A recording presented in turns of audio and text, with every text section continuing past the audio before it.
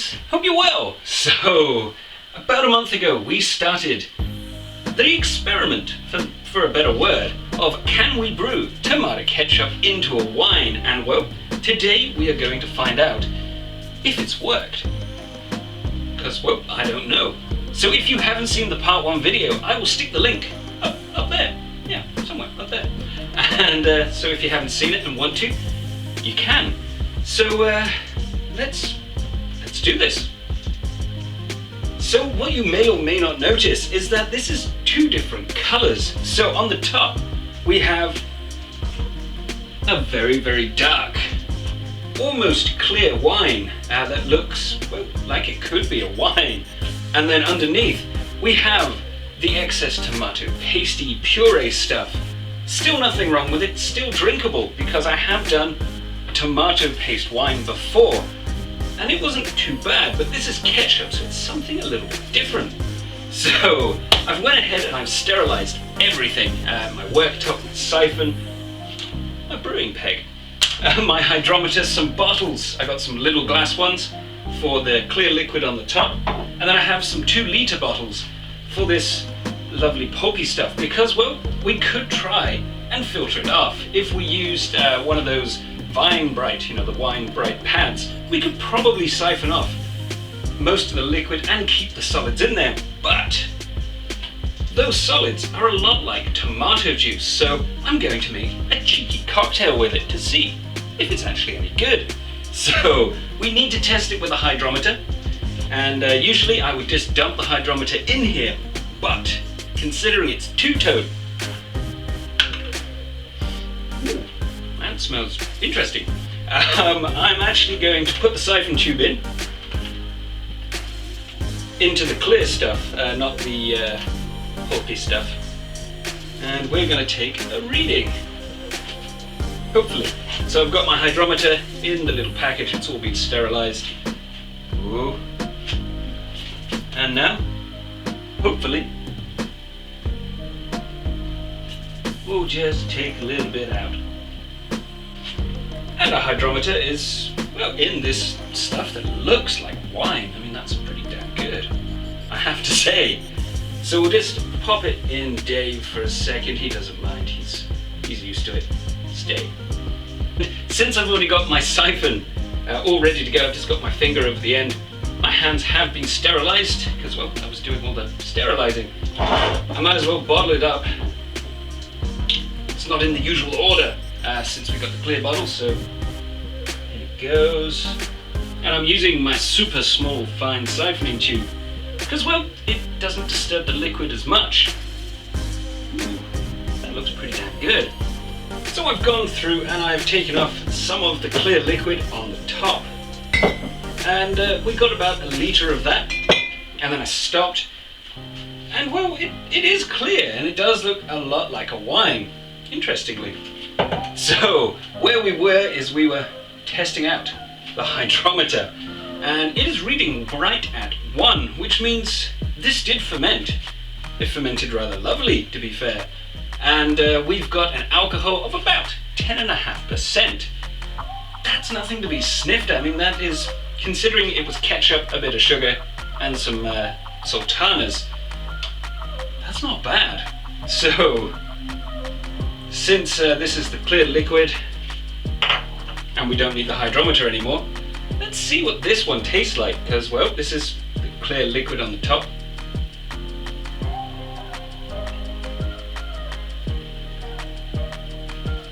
Wow. So, that's interesting. A little bit more for luck.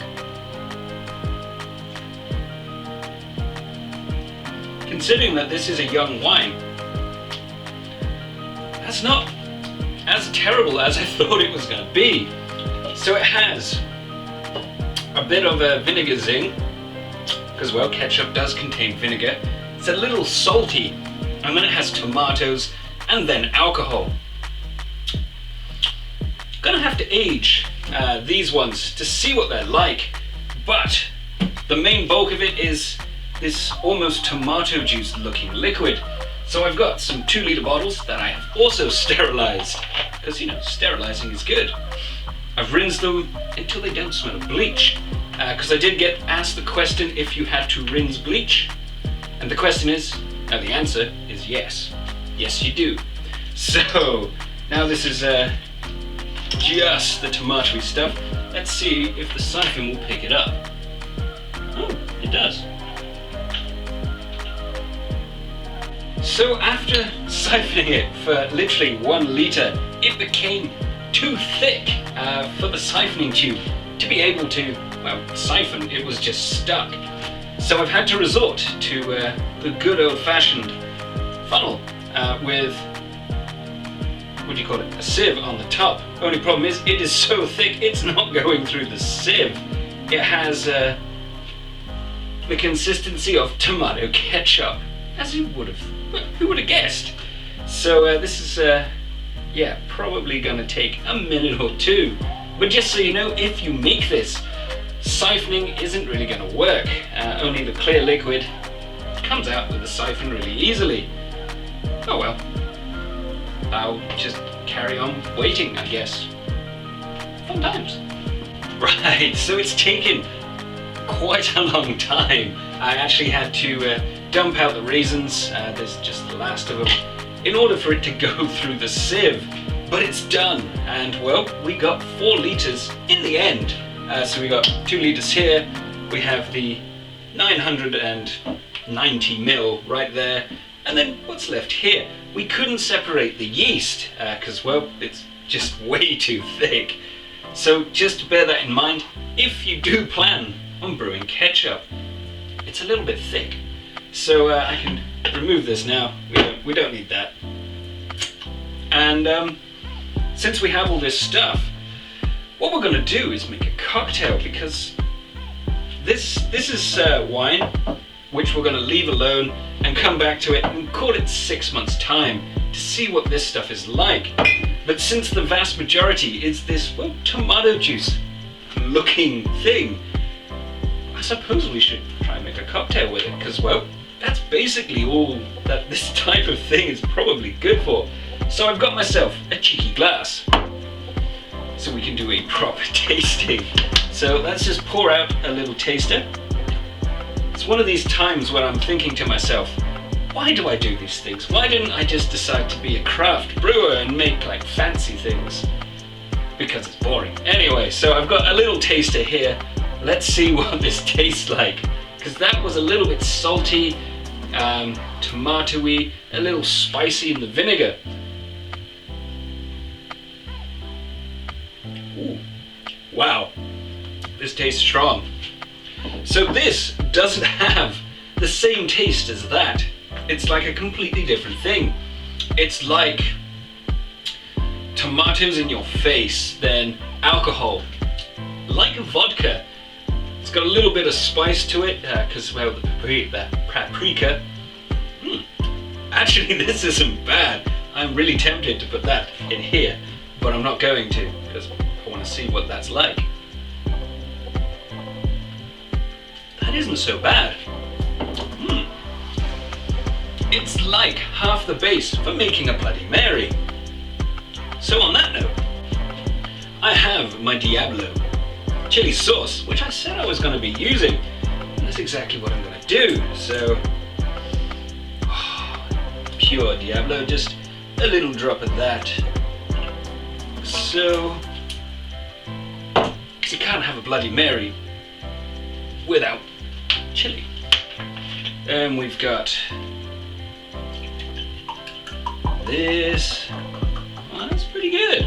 So I went looking for Liam Perrins, and I didn't have it in the house, so I had to go out and get some.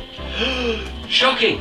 But because I also went and got some Liam Perrins, to finish this off, I've got some celery. Hey! So,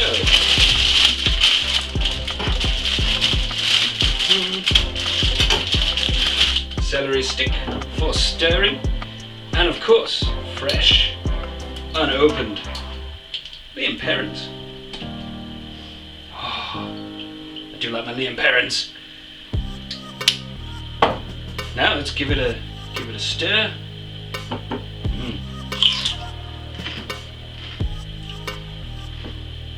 That's really good. Cheers.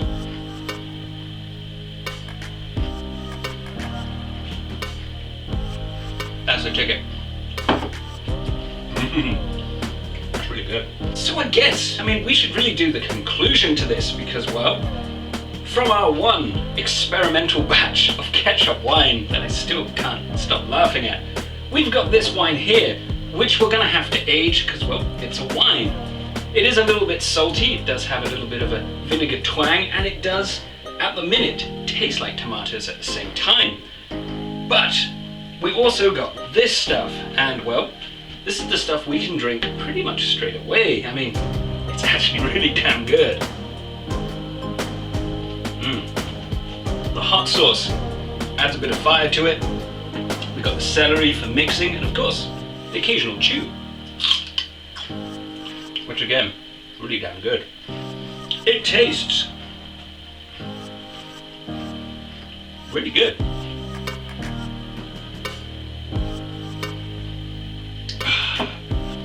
Tastes a lot like a Bloody Mary, but you don't need to add vodka to it. You don't really need to add anything apart from some lean parents, but that's personal choice. And a bit of hot sauce to give it a bit of zazz. But it's already got enough salt, it's got enough tomato. It is really, really damn good. So we set out to make a wine, and instead we made a cocktail. That's just how it goes sometimes. I am actually really going to enjoy these. Really tasty, really good. So, if you want to make ketchup out of wine, don't. If you want to make a Bloody Mary base with ketchup that was actually really cheap, that tastes a lot like a Bloody Mary, it looks like a Bloody Mary, then make this wine. Just sometimes how it works out. So, on that note guys, I really hope you enjoyed this video. Don't forget to check out some of the other ones, and well, subscribe if you feel like it. Carry on homebrewing guys. Cheers. So I just want to take a second to thank my patrons. They're helping me grow the channel, upgrade my equipment, all of that fantastic stuff. And as a thank you to them and for future patrons, I also do 4 Patron only videos per month. So it's pretty handy if you want a little bit extra. So there's some other links to videos down below, and of course the Patreon and subscribe button. Don't forget to check those out. See ya.